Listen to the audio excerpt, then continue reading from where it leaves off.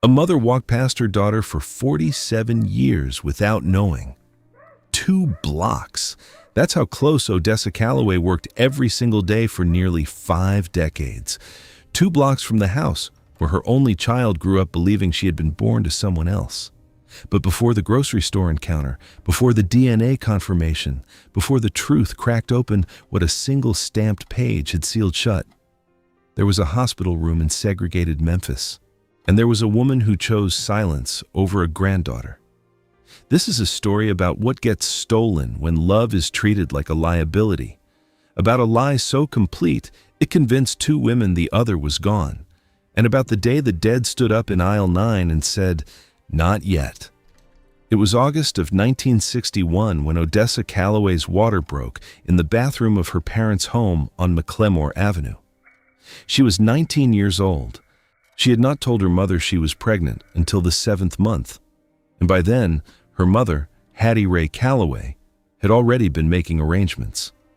The father was a 23-year-old music student named Wallace Grissom, white and already spoken for. Hattie had found out in May.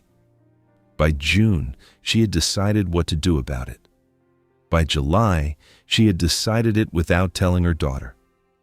Hattie was a woman who believed in clean lines, no loose threads, no illegitimate great-grandbabies sleeping in the wrong bed, no half-white grandchild at her church pew. Her husband had died in '54. Her son had moved to Chicago.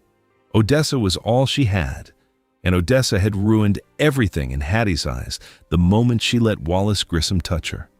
So Hattie made a deal, quietly, through a friend at the hospital.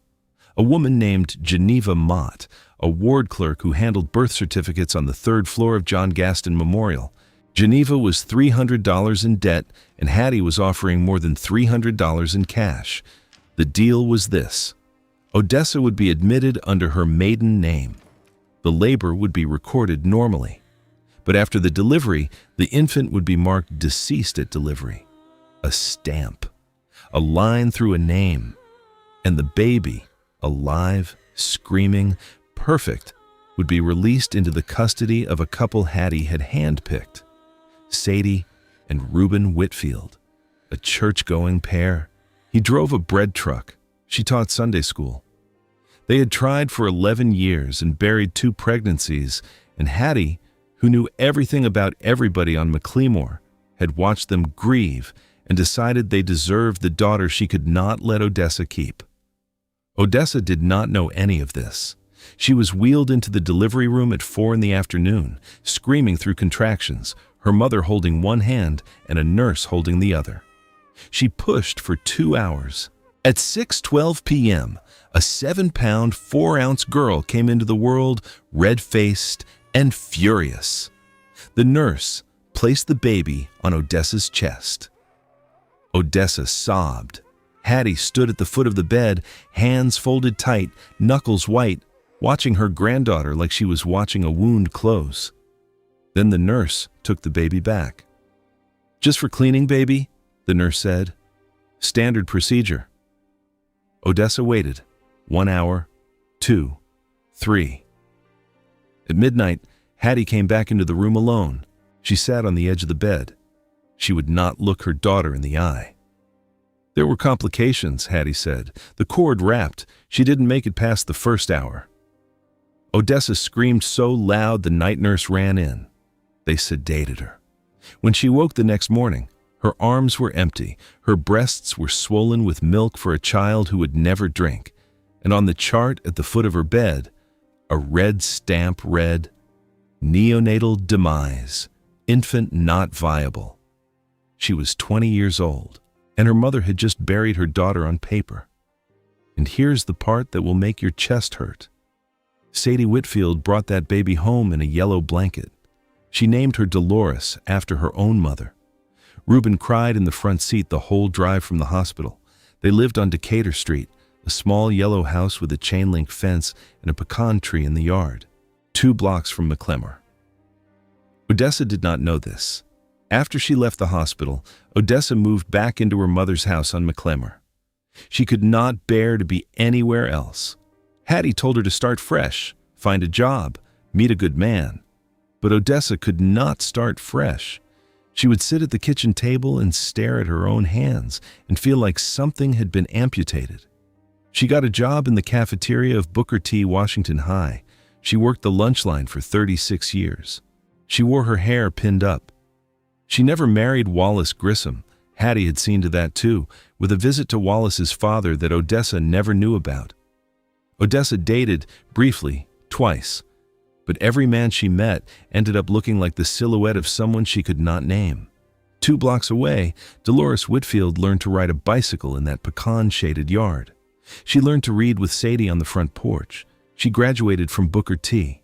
Washington High, the same school, in 1979, never knowing that the quiet woman behind the steam trays had once held her in a delivery room.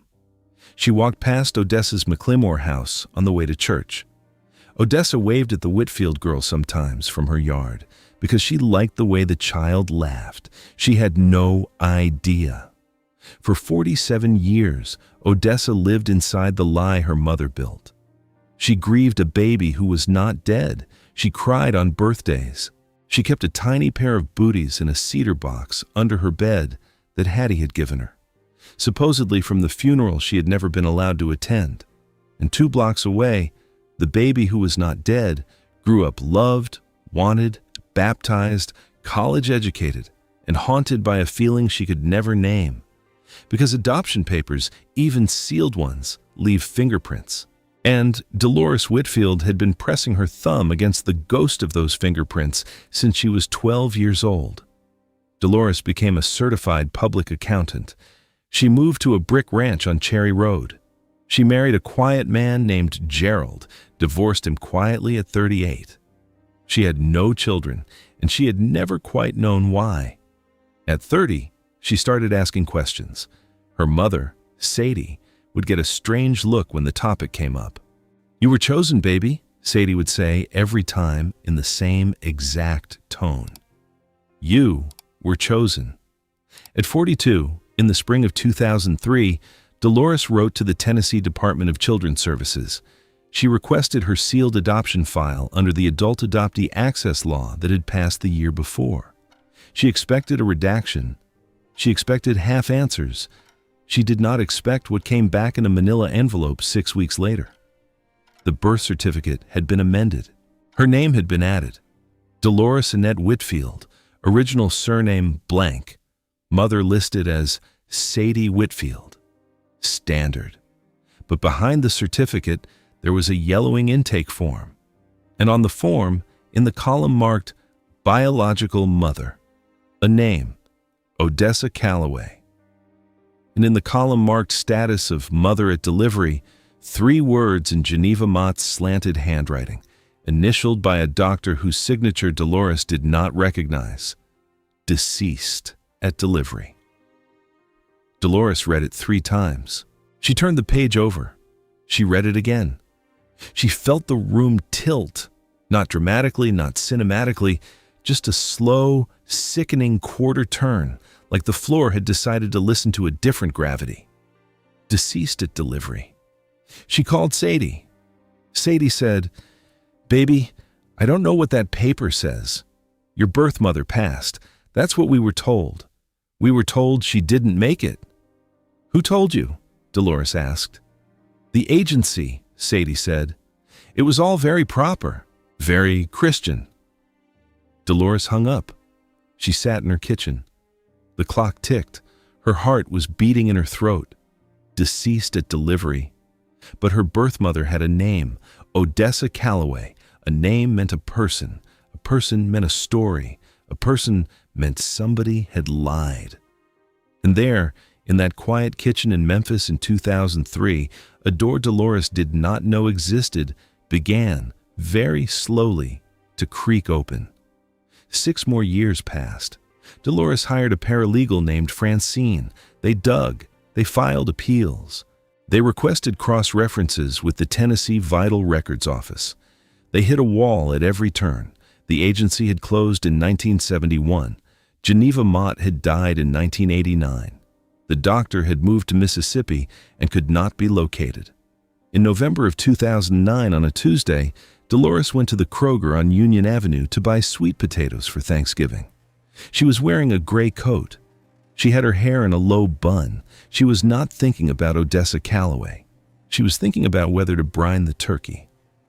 She turned the corner into aisle 9, coffee, tea, evaporated milk. And there was an older woman reaching for a can of Folgers on the bottom shelf. The woman looked up. She looked at Dolores. And the color drained from her face so fast, Dolores thought she was having a stroke. The woman's hand trembled. The can of coffee slipped from her fingers and rolled across the linoleum. Her knees buckled. Dolores caught her, a stranger reflex, an instinct, and the woman collapsed into her arms, sobbing.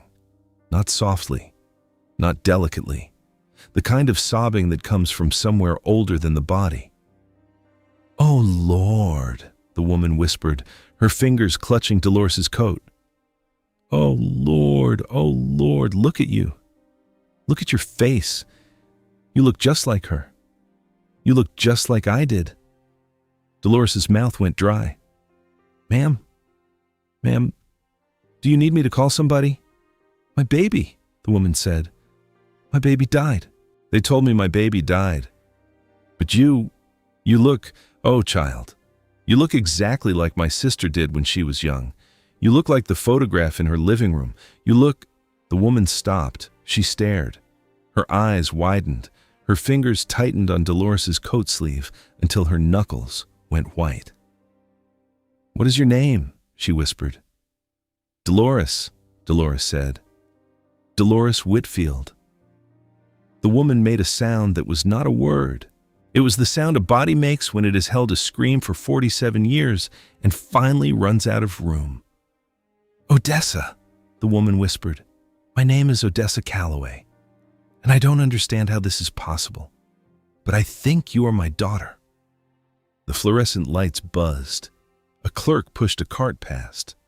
Someone's child laughed at the end of the aisle. And in the middle of aisle 9, 2 women stood in each other's arms, shaking, while 47 years of a lie sat between them like an open grave. But neither of them yet knew the half of it, because the question Dolores could not yet ask, the question Odessa had not yet remembered how to ask, was this: who told Odessa her baby died? 3 weeks later, a DNA test confirmed what their bodies had already known. 99.9%. Mother and daughter.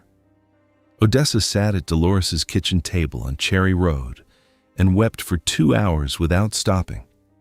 She told Dolores about the hospital, about Hattie holding her hand, about the sedation, the empty arms, the booties in the cedar box, about the decades of walking to work past the Whitfield house and never knowing. Dolores listened. Her face was still. Her tea went cold. Then she said, very quietly, "Somebody signed a paper, Odessa. Somebody initialed a stamp that said you died. That is not a clerical error. Somebody chose this." They went to McLemore Avenue together that weekend. The house was still there. Hattie had died in 1995 and left it to a cousin who had rented it out. The cousin agreed to let them in. In the back bedroom, in a cardboard box marked Taxes 1986, Dolores found a manila folder. Inside were 3 things: a cashier's check made out to G. Mott dated July 31st, 1961, in the amount of $350. A typed letter addressed to Geneva Mott with explicit instructions about the falsified status, and a small black journal. The journal was Hattie's. The handwriting was unmistakable. In it, Hattie had written, August 14, 1961. "The girl is gone. I told Odessa the child did not survive. Geneva handled the certificate. The Whitfields have the baby. They are good people. They will do better by her than Odessa could. Odessa is too soft. She would have kept the baby and ruined both their lives. I did what had to be done. A mother's job is to protect her family from itself." September 7, 1961. Odessa cried today. She asked to see the grave. I told her there was no grave. The hospital disposed of the body. She didn't ask again. June 4th, 1964. I saw Odessa watching the Whitfield girl ride her bicycle. She waved. I almost told her then. Almost. But I caught it. There is a kind of love that destroys, and a kind that protects. I chose protection. The journal entries continued for years. Hattie never wavered. She died believing she had saved her family. She left a house and a lie in equal measure, and she never once wrote the word sorry. Odessa read the entries in silence. Then she closed the journal, set it on the table, and stared at the wall for a very long time. My mother, she said at last, stole my daughter and called it love. There was no villain left to face. Hattie was 23 years in her grave. Geneva Mott was 20 years gone. The doctor was a name on a yellowed page. The institution had folded. The lie had outlived every single one of its authors. That is sometimes the cruelest part of karmic justice. It does not always get to deliver its verdict in person. It must sometimes be carried by the survivors. Dolores brought the journal to a lawyer. The lawyer said the statute of limitations had long passed. There was no one left to sue. There was no estate large enough to pursue. There was only the truth and two women sitting in a kitchen with it. So they did the only thing left to do. Dolores called Sadie and Reuben. She asked them point blank what they had known. Reuben wept. Sadie said, "We knew she wasn't dead, baby. We knew. Hattie told us the truth. She said the family couldn't keep the child, and we were chosen. We thought we were saving you from a life you wouldn't have wanted." Dolores stared at the woman who had raised her, the woman who had braided her hair, the woman who had taught her to pray. "You knew," Dolores said very softly. "You knew my mother was alive. You knew she was 2 blocks away. And you let me grow up thinking she was a grave." Sadie did not answer. She could not. Reuben reached for Dolores's hand. She let him take it. It took Dolores a long time to forgive Sadie. It took her longer to forgive Hattie, who had never asked. It took her the longest of all to forgive the system that had handed a white lie a stamp and called it a record. But Odessa forgave in a different way. She did not need to forgive Hattie. She needed to introduce herself to her daughter. In the spring of 2010, on Dolores's 49th birthday, Odessa came to the house on Cherry Road with a small cedar box. Inside the box were the baby booties. She had kept them for 49 years. She had dressed a doll in them as a girl. She had held them on bad nights when the absence got too loud to bear. She set the box on the table. "I don't have a grave to show you," Odessa said. "I have these. And I have me. And I am so sorry I let them take you from me without a sound." Dolores opened the box. The booties were yellowed. They were impossibly small. She pressed one to her mouth and breathed in. She could not speak for a long time. Then she said, "We don't get those years back, but we get the ones in front of us." Odessa nodded. The tears came, but they were not the tears of aisle 9. They were older and quieter, and they did not stop for a very long time. There is a kind of cruelty that wears the mask of kindness. Hattie Calloway believed to the day she died that she had rescued her family. She believed she had protected her daughter from scandal. She believed she had given a baby to better hands. She never wrote the word sorry because she never believed she had anything to be sorry for. But love is not a thing you get to choose for other people. Not when it costs them their child, not when it costs a woman 47 years of her own heart. The lie did not just steal a daughter. It stole a mother. It stole a grandmother. It stole every morning Odessa could have walked her daughter to school. It stole every night Dolores could have fallen asleep to the sound of her real mother's voice. It stole 2 ordinary lives and replaced them with a single, sustained, bureaucratic silence. Karma did not deliver Hattie to a courtroom. Karma delivered her a great-granddaughter she would never hold. Truth does not always arrive on time, but it always arrives. And when it does not ask permission. If this story moved you, and if you have ever wondered about the woman behind the steam tray or the daughter in the yellow blanket, leave a comment below. Tell us about a moment in your own family when the truth finally walked into the room. Subscribe if you want more stories like this one, and share this with someone who needs to hear it today.